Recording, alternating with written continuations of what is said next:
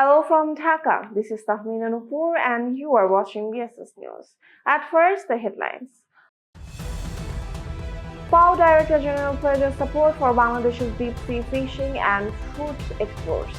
Government didn't raise edible oil prices, says advisor Sheikh Boshiruddin. Process to receive bail bonds online begins tomorrow, says advisor Asif Nozrul. Government to procure 1.30 lakh metric tons fertilizers and 15,000 metric tons sugar. United Kingdom quietly holds talks on Gaza reconstruction.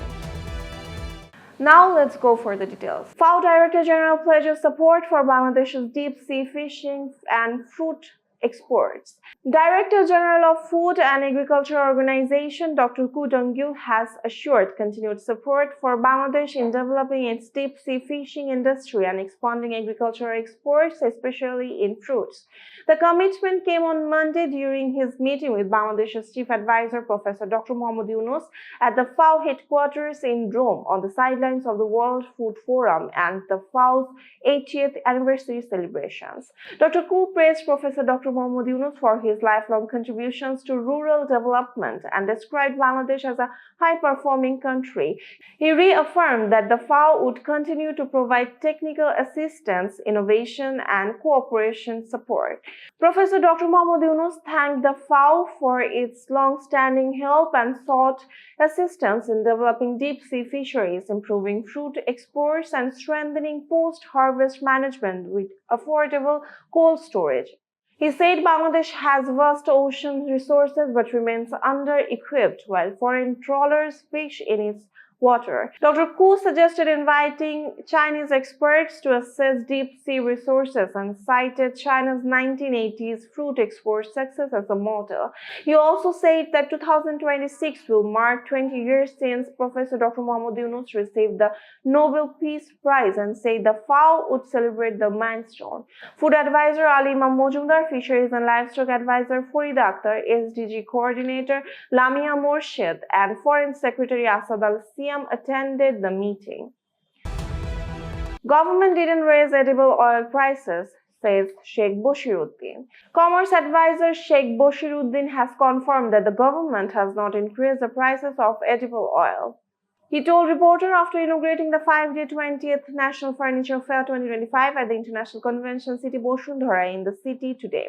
The advisor said no decision has been made to raise oil prices and clarified that the Ministry of Commerce is responsible for determining any price adjustments. He wanted to make it clear to the nation that only the Ministry of Commerce decides on oil price increases. Process to receive bail bonds online begins tomorrow, says advisor Asif Nozrul.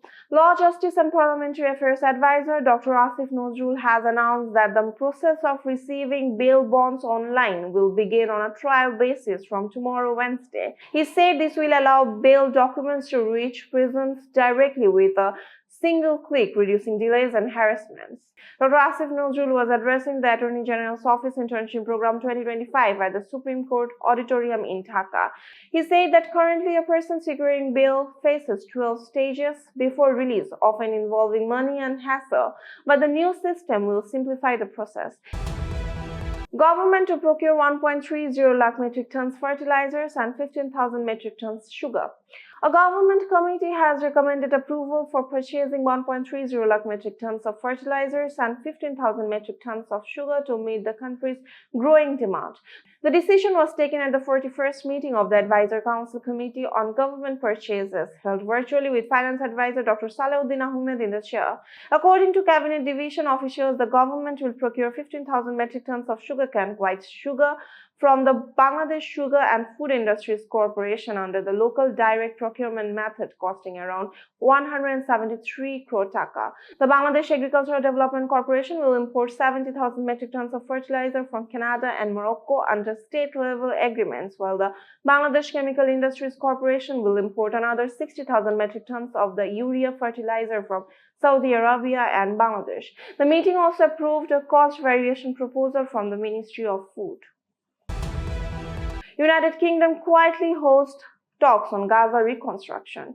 Dozens of top officials from Middle Eastern and European nations met in the United Kingdom on Monday for high-level talks on rebuilding the devastated Gaza Strip. Far from a high-profile Gaza summit in the Egyptian Red Sea resort of Sharm el-Sheikh, the United Kingdom's foreign ministry quietly brought together Middle East and European officials at an isolated mansion deep in the southern English countryside. The three-day conference organized by the United Kingdom Foreign Ministry is being held at Bulletin in West Sussex. It brings together representatives from the Palestinian Authority, Jordan, Saudi Arabia, Germany, Italy, and leading global financial institutions, including the World Bank and the European Bank for Reconstruction and Development. United Kingdom Junior Foreign Minister Hamish Falconer said the talks aim to begin crucial planning and coordination for post-war Gaza, which will be Palestinian-led. He said the task of clearing rubble, rebuilding homes, and restoring access to education and healthcare will take years and cost billions. Falconer added that Gaza and Palestine have real economic potential and called for private investment alongside donor support. The reconstruction meeting followed a major development earlier in the same day in Egypt's Red Sea resort of Sharm el-Sheikh, where United States President Donald Trump and regional leaders signed a declaration commenting a Gaza ceasefire. President Donald Trump described it as a tremendous day for the Middle East, saying the assembled leaders had achieved what many thought impossible. The declaration pledged to pursue lasting peace and shared prosperity in the region. The Israeli assault on Gaza, triggered by Hamas' 7th October 2023 attack, has left much of the territory in ruins and most of its people displaced. The new UK-led talks now focus on how to rebuild Gaza and support long-term recovery efforts. That's all for today. For more information, visit bssnews.net. Thanks for watching.